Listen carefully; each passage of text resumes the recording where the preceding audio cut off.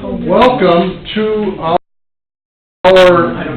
adult education class for the fall. The title of this course, that as I mentioned today, I bought off the shelf because I thought it looked good. I'm a pretty careful shopper when it comes to something for our adult education. But I found this course called Faithful Citizen, and I bought it because a growing edge for me in the last 5 to 10 years has been to think about, like the pastor tried to say in this morning's sermon, what does it mean that God chooses our crosses for us, and that those crosses include all sorts of people, and especially in a country that is increasingly polarized and divided, what does it mean that God chooses our crosses for us? And this course gets at some of that, and so I picked it up. And I say this has been a growing edge for me in the last 5 to 10 years. Actually, one of the questions that this course addresses was the first question asked of me when I sat down to interview with a call committee from Preuss Lutheran Church some 29 years ago. And there was a young man in I think it was the old teacher's lounge. Before it was the boardroom, it was the old teacher's lounge, and there were two couches that looked like had been pulled off of somebody's boulevard, to tell you the truth. And one of them was missing a leg. It was free. Right, I'm sure it was. In fact, somebody might have even paid us to take it. And one of the legs was missing on one of the couches, and about 6 months later, after I had received the call and had dropped something in that room, I noticed that there were 3 Bibles that were being used to hold that couch upright. The Word of God is, useful for so many different things. Anyway, this young man on the call committee named Border asked me this question: should the church be involved in politics? Should the church be involved in politics? And my answer to that question was yes, but not in the pulpit. Because we are the church, and we should be involved in politics. We should take seriously what it means that we are members of God's kingdom and citizens in the United States of America. And that was driven home to even more 17 years ago last week,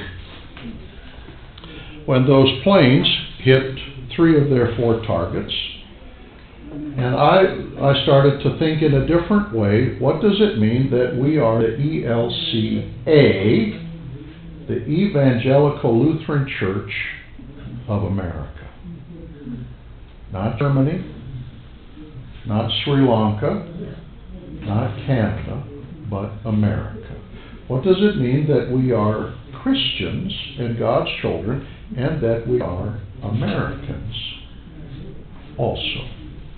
So, that's why I was intrigued by this course and thought it would be worth the investment of time and energy. So the goal of this course is for us to discuss and learn something about God's guidance in our calling to be citizens. So that's what we'll try and take a look at. The course is designed for 6 1.5-hour to 2-hour sessions, so we're going to work at doing about 1 every 2 weeks. All right? And I thought the material was good enough in the participants guide that I made copies, and so that's yours to take home if you want. If you don't want to leave it here, I'll hand them out next week. But I thought you might appreciate the reading that is in the first session. So, what are some characteristics of a faithful citizen?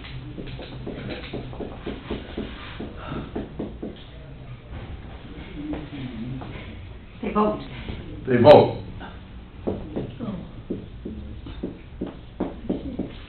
They follow the laws. Love your neighbor.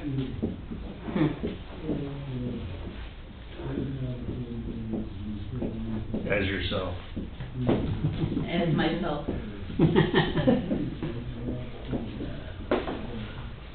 Sometimes that's not. What else? Anything else come to mind? Looks and researches through the fallacies of what people are saying. Looks for facts. I mean, politicians are saying. Can we say studies the issues? Yeah. That's good. Okay. A person can vote whether they study the issues or not, but the assumption is somebody who studies the issues is better equipped to vote. Or to be involved, huh? Okay. Anything else come to mind? Characteristics of a faithful citizen.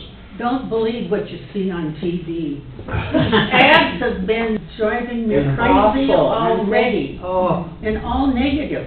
they're terrible negative. I hate that. And so it's hard to be a faithful citizen when you get everybody just And they're lambasting And somebody they're even else. sarcastic, you know. Yeah, Okay. Fly the American flag.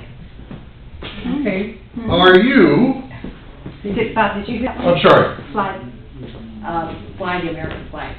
Okay. I've got a flagpole in front of my house, and the neighbors do appreciate it. Oh, good. Yeah. I got flags stuck in my flowers. All right. On a scale of 1 to 10.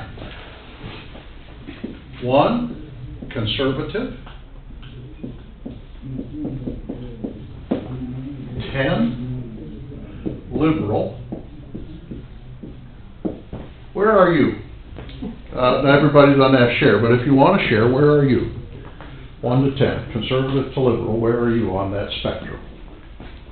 From my own perspective, Yeah. not from other people's perspective. Oh, Are You sure you you don't different? wanna, sure you don't wanna switch that around? 10 to 1? Liberal being 1, conservative being 10. Right, left, and... Oh, I see what you're saying. Yeah, Okay. but if I'm looking this way, it's okay.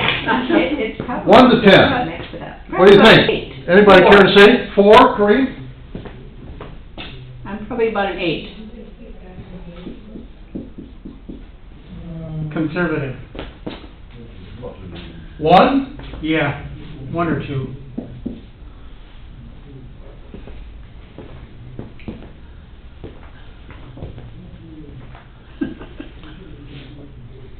Where's Jesus on that spectrum? Not on it. Conservative or liberal? he loves everybody, but. He's 110.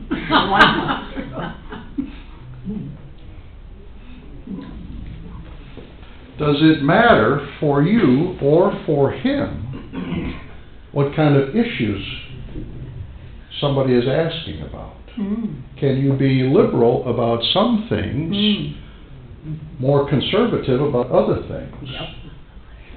Are some people more conservative about social issues and more liberal about financial issues? Or are some more, you know what I mean, more conservative with regard to international affairs and the opposite with Domestic. local politics or domestic politics? And what about with Jesus? Is he more liberal? He loves everybody. Sounds like a liberal to me. But if anybody changes a crossed T or a dotted I with regard to the law of God, let them be accursed. That's a conservative, isn't it? Huh? So, one of the things that I hope we spend some time thinking about is labels can be helpful. For us to have some idea where we are is helpful, but those labels can also put blinders on or box us in, or we might actually be in different spots on the spectrum depending upon whether or not we're talking about Social Security reform or who draws up the districts for congressional elections in any one state. Okay? Or who sits on the Supreme Court, or how important is a balanced budget.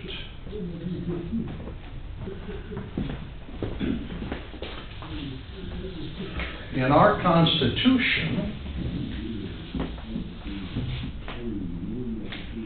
it says we have certain inalienable rights.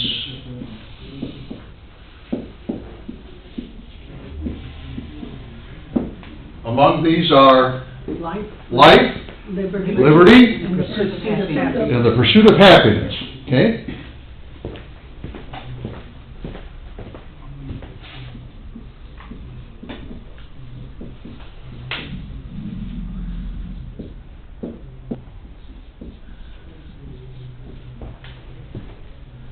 It also says in the Constitution that it is the purpose of the government of the United States to provide for justice in society, domestic tranquility, common defense, and to promote the general welfare, or some sense of, in other circumstances might be called the common good. Where are you on that scale in terms of relative importance between inalienable rights uninfringed upon and the common good? That is, that what works for one should work for all. Towards the common good. Now, we have this argument in our house Only one? about Yes. putting exclamation points, or the Quotation marks? quotation marks, that means to disregard. Oh, really? Oh. All right, well,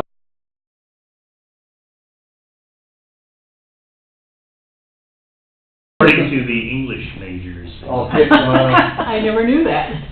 Disregard. Well, I mean, it's because, so, when I write a report for yeah, one of my clients, I tend to use quotation marks, because I'm quoting, Laws or... a section of the law, and Tammy says, no, you have to put it in parentheses. Oh, huh. so I'm tempted to write up there, according to the experts, and then put a quotation mark.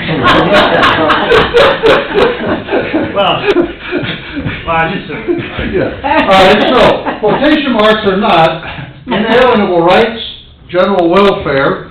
Where are you? The Constitution says it is the government's job to protect our inalienable rights and provide for the general welfare. Where are you on that? I mean, you and I know that there are some people who say, this is my right, period. I don't care. And there are some people who would say, for the sake of the common good, I'll give away my rights. And yours. I give away yours first. Yeah. Right? I think the big issue I hear now on that whole thing is gun rights. Mhm. And, you know, I feel you can have a gun, but I don't see why a citizen should have an automatic An AK-47 or whatever. Right. I mean, I've got AR-15. classmates I will see next weekend, and they have to have their guns. Mhm. And I said, fine, but nobody, in my estimation, feels that they need that automatic so they can go in and take care of the whole world. But see, that's where you're gonna get inalienable rights to have the gun and the general welfare, the common good of everybody else, so. So you have a right to have a gun, but you don't have a right to kill anyone. See, yeah, but see, they don't see it that way, Mhm. Or I can say anything I want in public and you can't. yeah. Mhm. Mm-hmm. So, because both are a part of the Constitution of the United States that define what it means for us to be in these United States, we know that the issues, the relationship between the two, the provision for the general welfare and the inalienable rights of every individual. Boy, what were we watching the other day? And there was a lawyer who, it might have been PBS, there was a lawyer who was saying, if somebody is in this country, legally or illegally, they have the same rights as any of us who are citizens. That's why the Muslims, after 9/11, that were in custody, were held where? Outside of the country. Outside of the country. Yeah. Because if they crossed, you know, that 90 miles from Cuba, they would have different rights. So, it is pretty complicated. We know that. And, I mean, these are just reasons why I was thinking that this course would be worthwhile. And who determines the common good? Is it the legislature?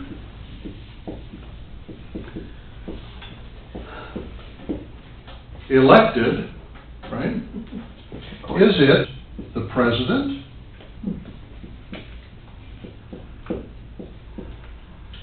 Elected. Elected. Yeah. Is it the Supreme Court? And so there are complications even within that question, Separate right? but equal. Separate but equal, okay? That's a bedrock of our government. And if one's not working very well? Cost them out. Yeah, the guy can't even go to bed.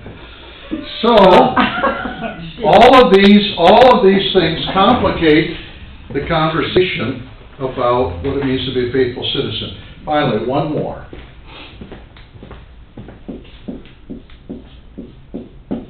True or false? When I was a student in the second grade at Lone Oak Elementary School in Rockville, Maryland, Mrs. McCorder was our teacher, and we said a prayer in the classroom every day before we had lunch. Parochial school or? No, public school. And about once a month, we marched down to a cafeteria or auditorium, I can't remember, it was a big room, and we sang folk songs for like an hour. And one of the folk songs that we sang was, "This land is your land, this land is my land, from California to the New York Island, from the Redwood Forest to the Gulf Stream waters, this land was made for you and me." True or false?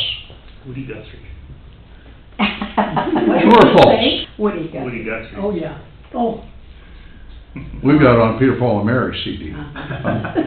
Woody Guthrie. Oh, my. Yeah, Huh. okay.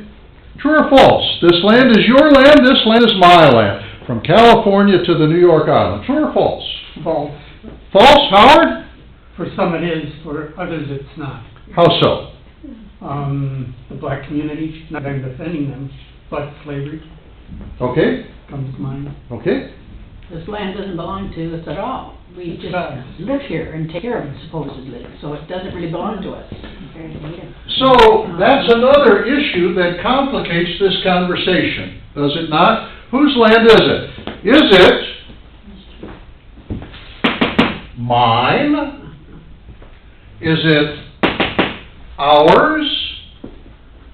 Or is it God's and we are stewards? Okay? So, in preparation for the rite of confirmation, I mean, we make no secret that our kids work hard on Wednesday nights for 2 years. They take a quiz every week. They don't pass the quiz, the pastor is, see you Sunday. And you keep passing until you get, you keep taking it until you get 70%. And then you have to take the big test, which is a review of everything. And if you don't pass that, because it's about learning, it's not about pass-fail. Okay? Well, now Tammy and I are leading a milestone for those 4 who will be confirmed in October, and it's a stewardship milestone for them and their parents. And one of the things we talked about last week was the fact that we are stewards means that we are not owners. But Phyllis, like you just said, we are caretakers. Okay? It's not ours. We're caretakers. So we had to change the course for a while when we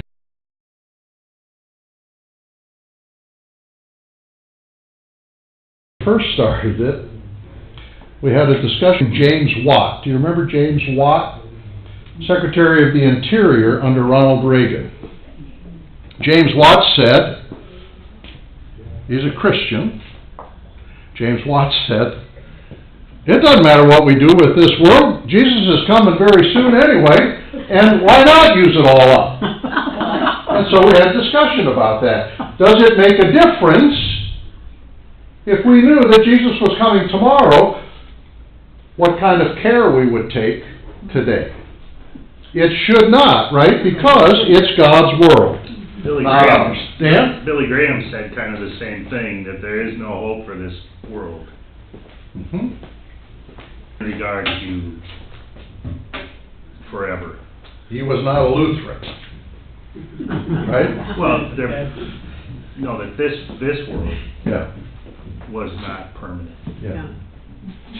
And so now we're going to Gustavus, and we will have 5 Bible studies on the Old Testament.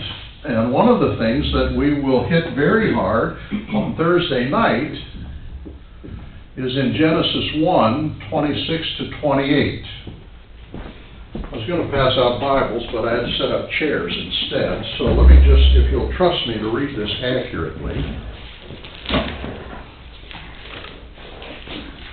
Well, we did let you preach this morning. Yeah. Then God said, so this is on the 6th day of creation, then God said, let us make human beings in our image, after our likeness, and let them have dominion over the fish of the sea, the birds of the air, the cattle, and over all the earth, and over every creeping thing that creeps upon the earth. So God created human beings in God's own image. In the image of God He created them, male and female. And God blessed them and said to them, be fruitful and multiply, fill the earth and subdue it, and have dominion over the fish of the sea, the birds of the air, and over all the earth. So we will talk about the difference between dominion, exercising dominion, which is a synonym for caretaking or stewarding, the difference between that and domination, which sounds very similar, but it's 2 different things, right? To exercise dominion, which is our God-given calling, we are called to be stewards and caretakers of the earth. In Genesis 2, God says to Adam, and then to Adam and Eve, I want you to take care of the garden. That's their job, to take care of the garden. As opposed to domination, now That would be good, right? Huh? Because God is not interested in our dominating. You're under my heel. I'll do with it what I want, but to exercise dominion. Thoughts, comments, insights? Dominion meaning just and fair and, According to God's definition. Right. Wise. yeah. I've read a couple of books by a guy named Diamond. Scott Zager put me on to one of them. I forget his first name. And he wrote a book called Guns, Germs, and Steel, or something like that. Maybe you've seen it, or maybe you've read it. And he talks about civilizations and cultures that flourished and then disappeared. Like the Pueblo communities in the Southwest, that flourished and then disappeared. He writes about some island in the Pacific where they seemed to have what they needed, and what they didn't have they could trade for, and everything revolved around the coconut.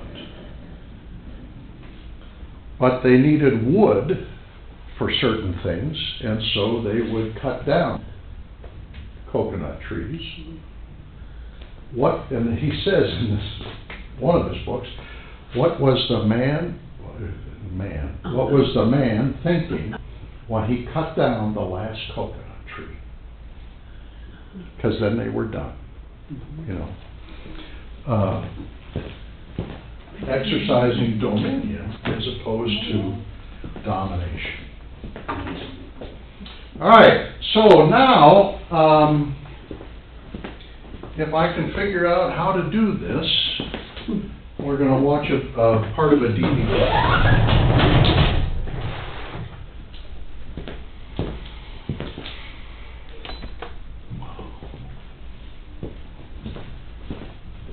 We're going to cheer when this plays.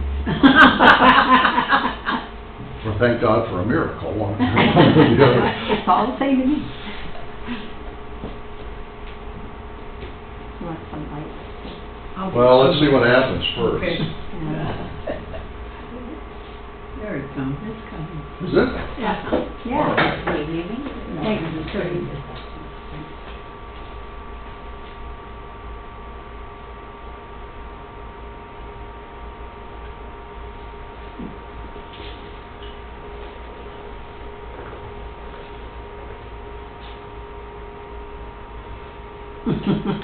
Voila, as the French say. Do your audio? Yeah. Getting there. Is there anybody on the stage yet? Uh-oh. Okay. Ah. There, you're getting it. A little more. That has a big impact on how you relate to people. And it's becoming easier to touch people Can you than hear? to talk to them. We don't even know our neighbor's name. Debbie, can you hear that okay? I don't, and so it was very, very different for culture shock coming back to this country, because all of a sudden nobody talks to each other. You can't get caught up in, to me, the corporate structure that we try to enforce on people. You've got to be a person first. You can't treat anyone else any better than what you treat yourself, and if you're not good yourself, you're no good to anybody else either. And people say, you've been here so long, why do you still have your accent? I said, I don't want to lose it. I've had friends who have gone to do accent reduction courses to reduce the accent. I said, it may be nice, but I really want to be me. You will never advance in the system. If you want to progress professionally, you got to lose that accent. I said, it won't be me.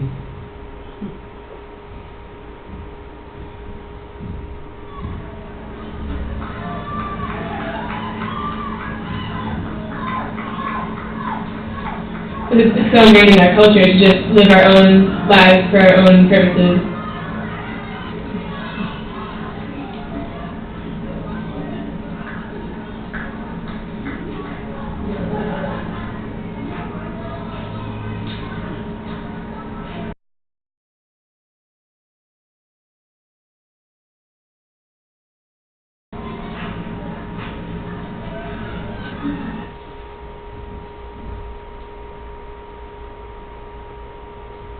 The feeling is that I'm an individual and I can function within my system without outside influences. I've personally seen it that those people will struggle not only in their professional lives but also in their personal lives.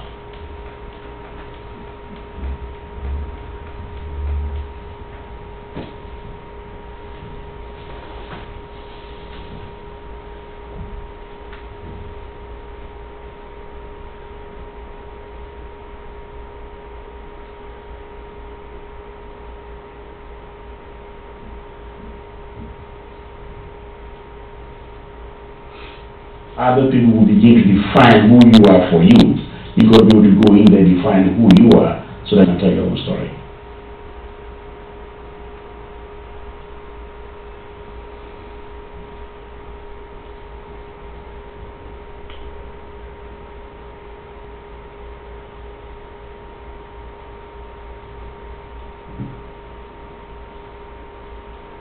We're going to have to do some things to restore some of the human contact. It's dehumanizing.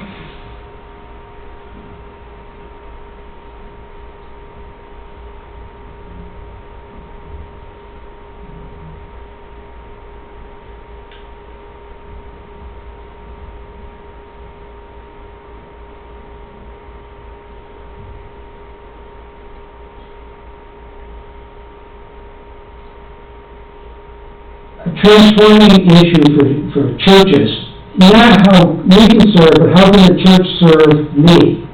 They're consumers, and they want to be entertained. They want to have things done for them. That's a paradox, because you're supposed to be there to contribute and to serve, not to be just strictly a consumer and take.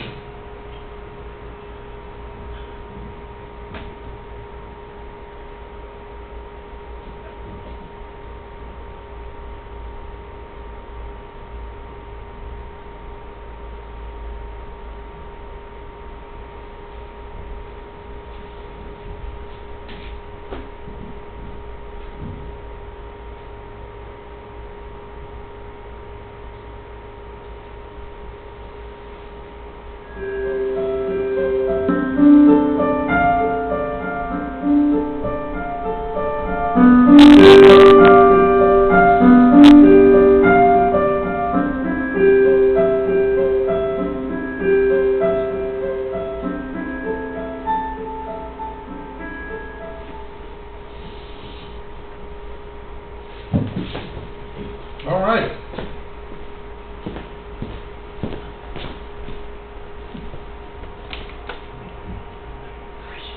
Okay, it's ready. It'll shut itself. Will it? Yep. Okay. So, in your material that I handed out, if you would turn to, looks like page 15.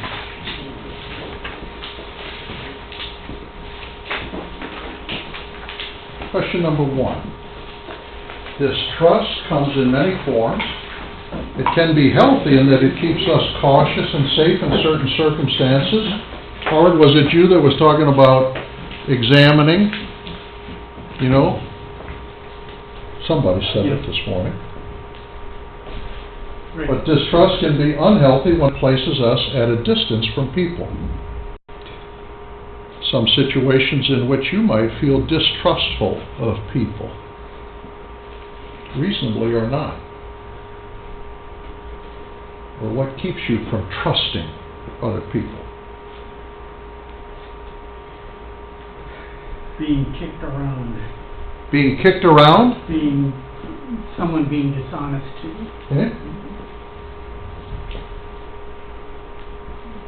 I guess I think of the TV ads and how I just get so negative, the negative things that everybody's saying. I don't think I trust anyone who does that. Okay? Not knowing someone, not having a shared history with someone and the trust that brings. Okay. Getting, and not getting to know somebody. Mhm.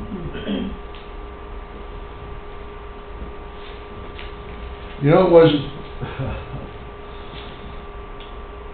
was different for me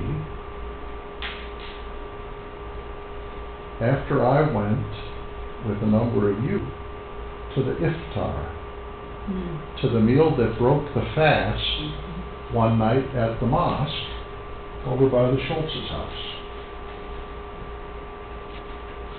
Because there were all of a sudden faces with the name Muslim.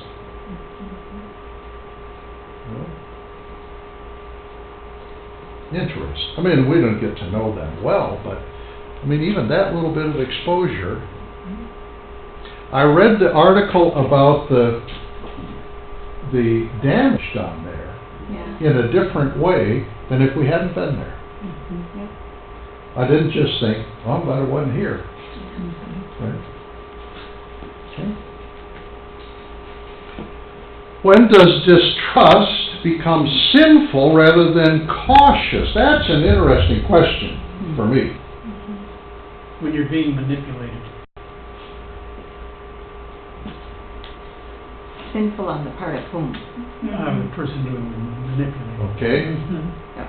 And what about my distrust? When does that become sinful rather than cautious? When it keeps me in my chair. When it keeps you in your chair? Yeah. Meaning?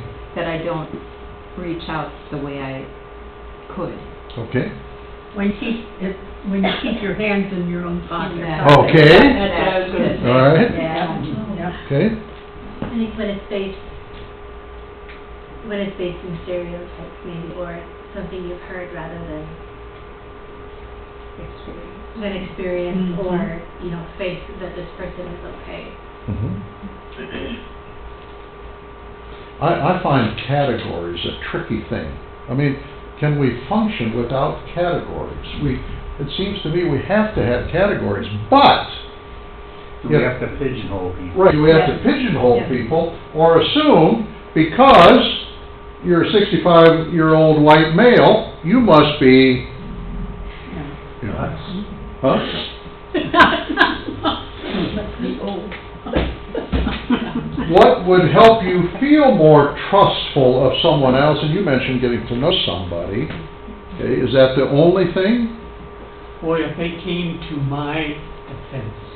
They came to your defense.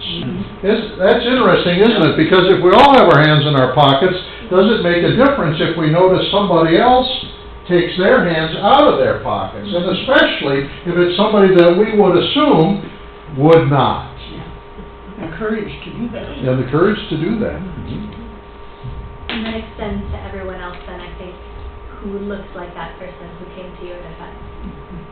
Like, all of a sudden, like, the door is open just a crack.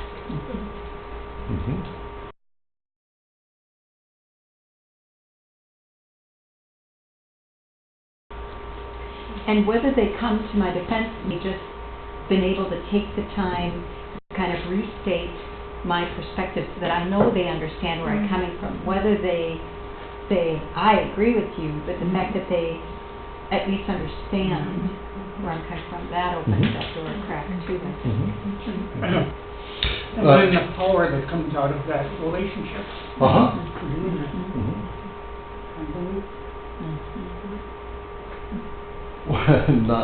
When I was being trained to teach a course 35 years ago, a Bible study, we flew into Newark, New Jersey.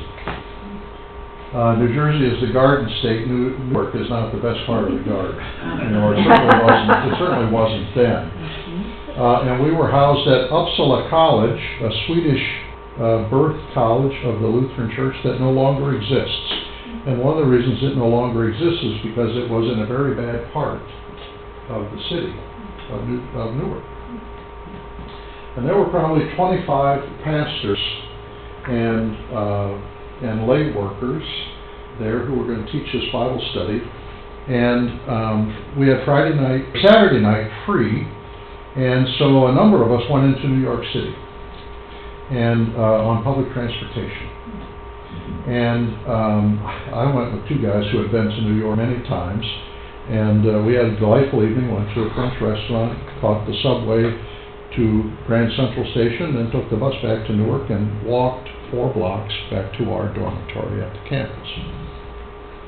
Two guys went into the city on their own, and when they caught a different bus back and walked those 4 blocks, they were mugged by a group of 25 black men. They both ended up in the hospital. Sunday morning, our job, our assignment, was to go to at least one church, if not 2, for worship.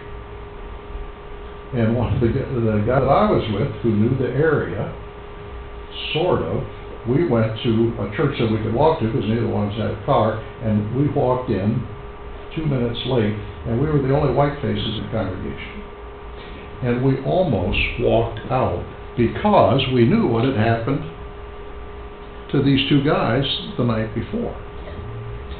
But we stayed because our fear was not greater than our embarrassment if we had walked out at the time.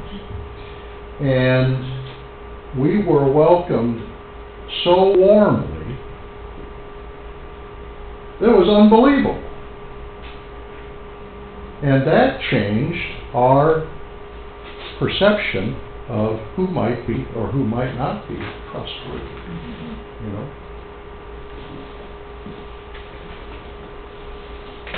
How does your religious faith help you open to other people? Does your religious faith help you open to other people?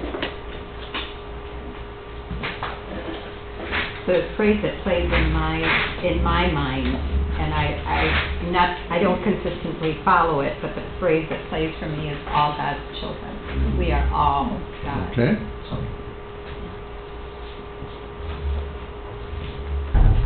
Something that occurs to me, a couple of years ago, we went to the Muslim equivalent of a baptism for my friend's son, and again, it was one of those, you walk in and I'm one of the only white faces there, me and my family. And Justin at the end was like, you know what, a church coffee hall is a church coffee hall is a church coffee hall. Like, this feels like home, because I recognize, even though I don't know all these people, I recognize what they're doing, and that the way that I think my religious faith helped open me to other people was that I recognize that faith community and the relationships that happen when you're part of a faith community. It was something I didn't expect. I remember Mike Rognus, who taught preaching at Luther Seminary and came here at least one year when we had Lutherans indulging in food and education. You remember when we do that on Wednesday nights and then have a lecture? And Mike is married to Eva Kirshner, and her parents were refugees from Hungary when the communists came in, and they fled. And Kirshner's, Mr. and Mrs. Kirshner were members of the first congregation that I served on the other side of St. Paul. And I remember Mike telling that he and Eva went to Hungary, and they visited some of their relatives that had stayed behind. And they had nothing in common with them. And it was a struggle to visit over a cup of coffee. And then they went to church and found that they were at home, because they shared certain things, and they didn't understand. Even though it's Hungarian, Mike had done, he didn't know Hungarian. You know, but they understood what was going on, and they had more in common with those people. You know. But that might also affect how we see other people, too, not part of the faith community. The other thing that my religious faith does for me is it reminds me that I don't pick who shows up in my life. And if situations keep showing up, then I'm assuming that that's God, the Holy Spirit, brings people into my life. And what are the stories that I share from my experiences? Which of those New Jersey stories do you share?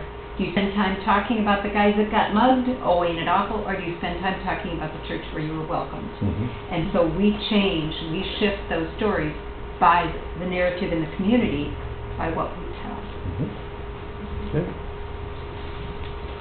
That'll do for this morning. If you want, if you have time, take a look at this first chapter. We'll spend more time in it next week. And we will hear in the DVD from a couple of resource people.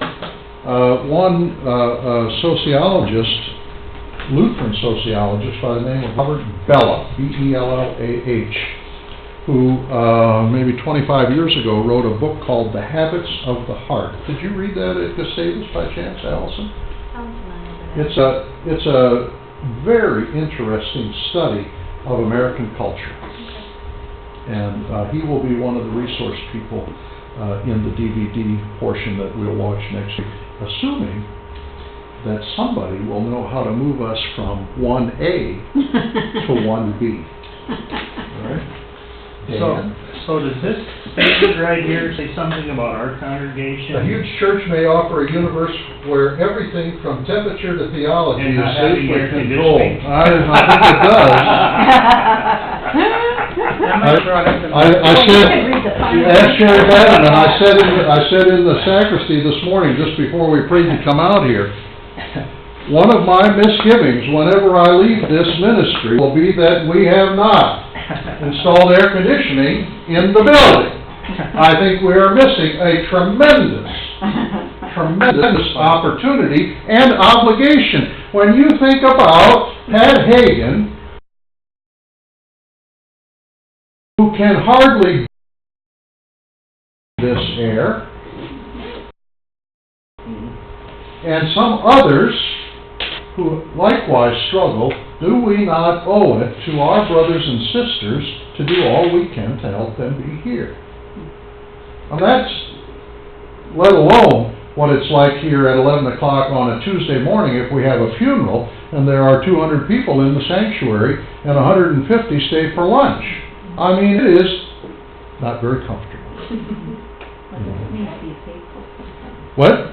But is comfort what we're looking for? That old adage about the preacher's task is to afflict the comfortable and comfort the afflicted is about something else, I think. So you were at Dad's funeral, my dad's funeral. Yes. And you didn't stick around for this, but we all went with the guys from the VFW for a beer. Oh, yeah. After the color guard? Yeah. Yeah. We had a beer with the color guard. And one of the guys says, who other than Harry Erickson can get 225 people to sit in an air-conditioned room for an hour? Right. That's pretty amazing. Yeah, and it's a cross I no longer want to bear. Yay. All right, see you next week, or maybe Tuesday.